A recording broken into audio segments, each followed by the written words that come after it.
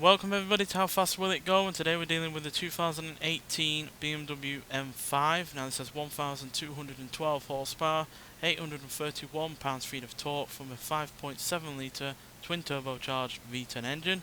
The car itself now weighs 3,434 pounds.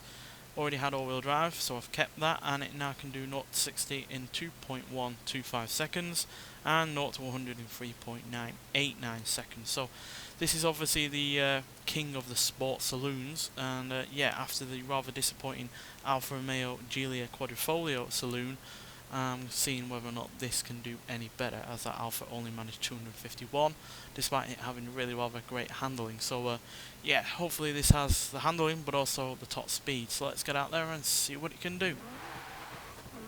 Now this isn't the V10 from the 2009 M5, it's the V10 from the Lamborghini Huracan, but I'm pretty sure you can put the M5 V10 in some other cars, but just not this one unfortunately. But we're already up to 220 miles an hour. There's 240, 250, we're already quicker than the Alfa now. 258, 259, 260, 261. 10 miles now quicker than the Alfa Romeo from the previous episode, while having fairly decent handling as well. Now granted, this does weigh more than the Alfa did, so it's not quite as sharp, but it is still pretty much bang on the money. And because the all-wheel drive is native to this car, it's not struggling with that as an additional extra on top of the power and the larger engine.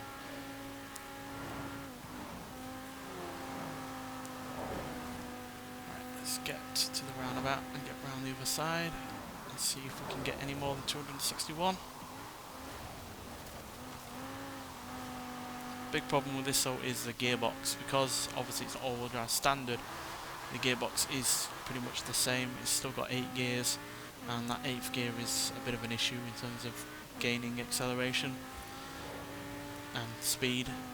It's just really not all there. I presume the 8th gear is technically like an economy gear, or a gear, you know, just to stick it in so you're on low revs when you're cruising on the motorway.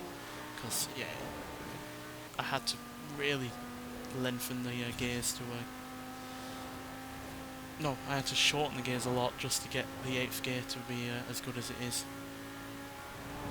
Because in stock form, no matter how much horsepower you give it, that 8th gear, unless you tune it, is really rather bad. But yeah, it's certainly not looking like we're going to get up to anywhere near our current faster speed. This car does not have the handling of the Alfa.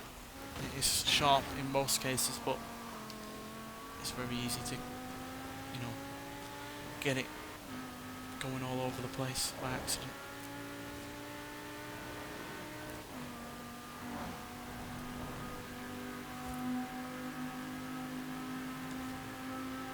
Yeah, as you can see, 8th gear is really not the best gear in the world whatsoever.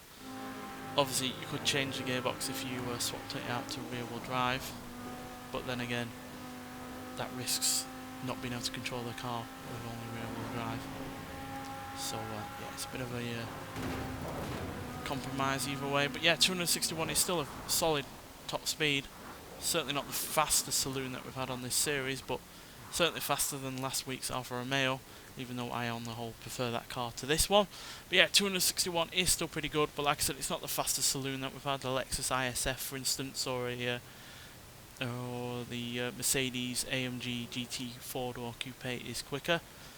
But it has nonetheless been able to match the likes of an Eagle Speedster, the Porsche 356 Cabriolet, 356C Cabriolet should I say, Mazda RX-7. It's beaten a Mercedes AMG GTR, ATS GT, Lamborghini Huracan Performante, so it's beaten the car that this shares the engine with, as well as a Ford GT40 Mark 1 and a Mercedes-Benz 300 SLR. It has been beaten though by a Pontiac Firebird Trans Am, a Noble M600, a Ferrari F50 GT, TVR Tuscan S, TVR Cerberus V12 and a Jaguar lightweight E-Type, as well as obviously those couple of saloon cars that I already mentioned. But yeah, it's still a really, really good top speed. It's just a shame it doesn't quite have the handling to, you know, take advantage of that top speed, whereas obviously the 8th gear in this does hinder its likelihood of gaining any speed in a short space of time, because up until the 7th gear it's pretty quick, but once we switch into that 8th gear it slows down dramatically. Yeah, it doesn't really have the space to use that 8th gear, and that 8th gear really doesn't allow you to get up to a good rate of speed in a short space of time either, so it's pretty much a double whammy there in terms of hindering its top speed. But I'm pretty sure we got close to its top speed that it could actually achieve with this amount of horsepower and this setup in general. But yeah, definitely not the quickest saloon that we've had. But yeah, as far as the king of saloons go, it's not the king of saloons on this series, but it is in stock form. Nonetheless, thanks for watching, and I'll see you in the next one. Bye.